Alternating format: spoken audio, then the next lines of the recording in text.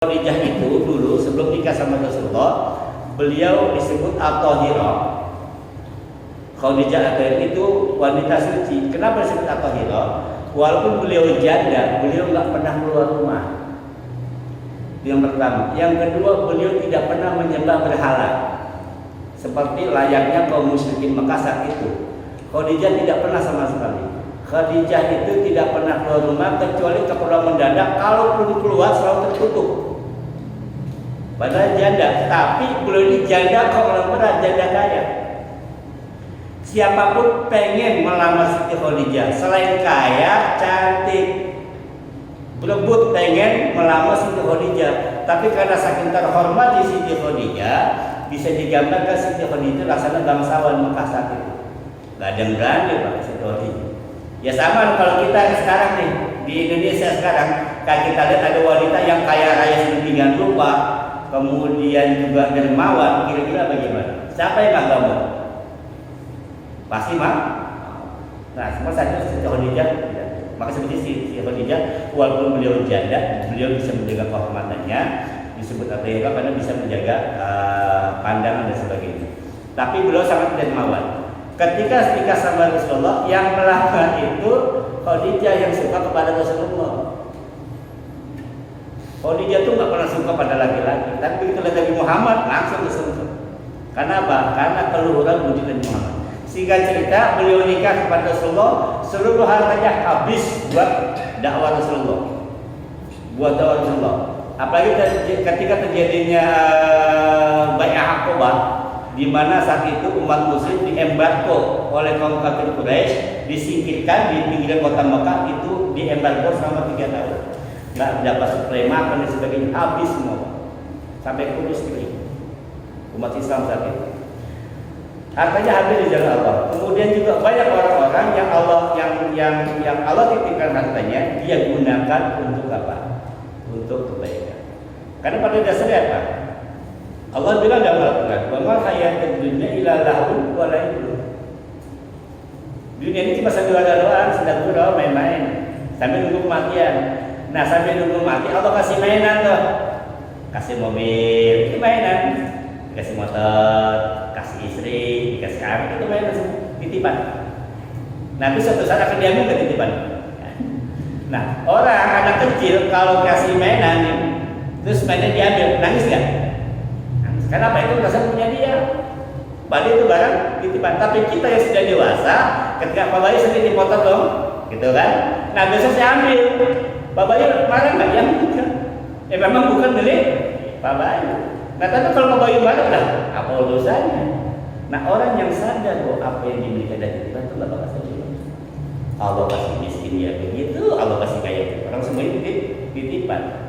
Toh yang dititip itu semua juga nanti akan dihisap semua, akan dihisap. Nah, orang-orang yang menggunakan harta itu untuk kebaikan, Allah akan catat. Allah akan catat. Kemudian yang kedua, kata Rasulullah, kuda itu ada yang diberikan kepada mereka untuk mencukupi kebutuhan. Ada orang-orang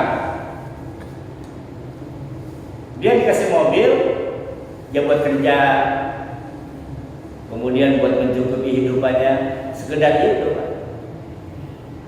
Dia nggak niatkan karena Allah, dia nggak niatkan karena ibadah, hanya untuk mencukupi kehidupannya. Dia punya motor nih, mau ke Tanah Abang, udah sekedar itu. Tapi kalau ada orang yang punya niatan siap naik motor ke Tanah Abang untuk naik rezeki karena Allah, beda.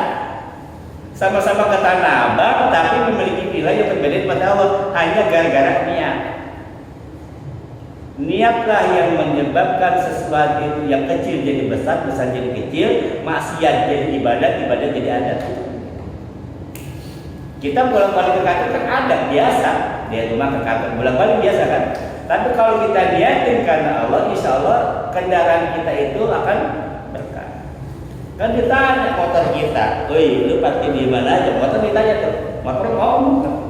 "Ya Allah, saya dulu pondoknya di sini. Itu bicara sama.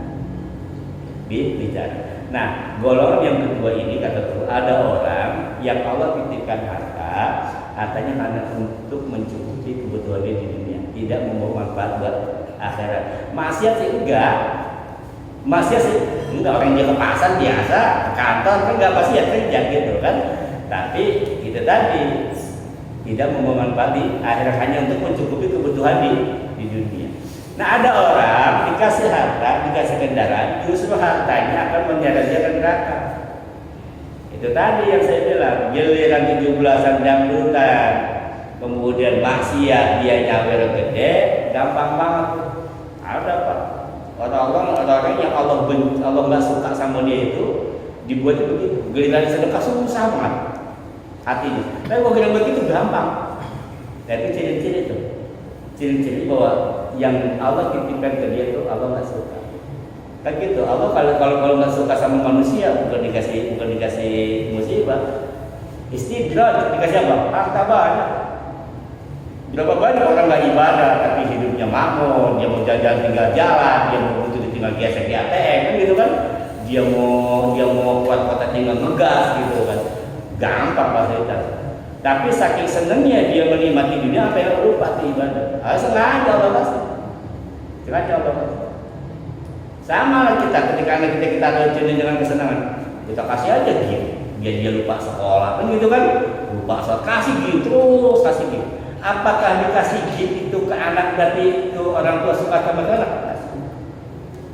Biarin tuh, dia bodoh nggak kasih terus. Nama Allah pun demikian. Allah ketika orang sudah tidak mau orang itu baik, maka Allah kasih dia dalam kenikmatan dunia sampai dia lupa bagaimana cara, bagaimana berzikir, bagaimana ibadah kepada Allah Subhanahu Wa Taala. Nah kemudian itu tiga harta yang Allah titipkan kepada kita, kata Allah, ada yang membawa ke surga, ada yang hanya cukup kebutuhan dunia saja, ada yang membawa ke neraka. Rasulullah SAW ditanya tentang keledai ya. Nah, sekalian dulu diceritakan bahwa Rasulullah SAW itu sedang makan bersama Abu Bakar. Jadi awal asbabun nuzul al-hidayatun ayat itu. Jadi Rasulullah sedang makan berdua sama Abu Bakar. Kata Rasulullah bahwa sekecil apapun yang kamu nikmati nanti akan dihisab oleh Allah Subhanahu Wa Taala. Kemudian kata dalam hadis yang lain dalam kitab Sunan ini disebutkan bahwa telah diriwayatkan dari Adi secara marfu. Ittaqunnar walau bisyaqqin tamrah walau bi kalimatin thayyibah. Kata Rasulullah dalam hadisnya, hendaklah kalian menghindari neraka atau hindarilah neraka sekalipun dengan sedekah separuh buah kurma dan sekalipun dengan kalimat yang baik. Jadi sedekah itu sebagai apa? Hijab dari neraka. Api ini gitu kan. Kita sebagai apa? Pakai tameng kan? Kalau pengen tidak terlalu panas, tamengnya harus tebal. Lah kalau apinya berkobat-kobat, kita cuma pakai apa? Pakai ya kayu doang gitu kan. Kita tetap panasan. Jadi kalau pengen terhindar dari neraka ada dengan sedekah. Kata Rasulullah, sedekahlah kamu, hindarilah neraka itu walaupun sedekah hanya dengan sebiji kurma, walaupun dengan kalimat yang baik. Dari hadis disebutkan dalam kitab Sahih, la taqirana minal ma'ruf syai'an walau an tafdhuga min dalbika fi ina'il mustasqi walau an talqa akhaka wa wajhuka ilahi munbashito. Janganlah sekali-sekali kamu meremehkan sesuatu pun dari kebajikan. Jadi jangan pernah meremehkan kebaikan sekecil apapun. Jangan pernah diremehkan. Sekalipun dalam bentuk engkau menuangkan sebagian air dari timbamu kepada orang yang minta minum, dan sekalipun dalam lupa engkau sambut saudaramu dengan wajah berseri-seri. Jadi jangan pernah meremehkan kebaikan walaupun cuma nuangin air. Yang bikin kopi itu kebaikan, Pak. Atau kita ketemu saudara kita senyum gitu kan, Pak, Mas gitu kan. Sekedar senyum aja. Semua orang pasti suka disenyum enggak? Bapak senang enggak disenyumin? Senang. Mau pilih disenyum apa mau dimanyun? Semua orang pilihnya senyum. Walaupun dengan senyum aja itu sebuah kebaikan. Sebuah kebaikan. Jadi jangan pernah meremehkan kebaikan.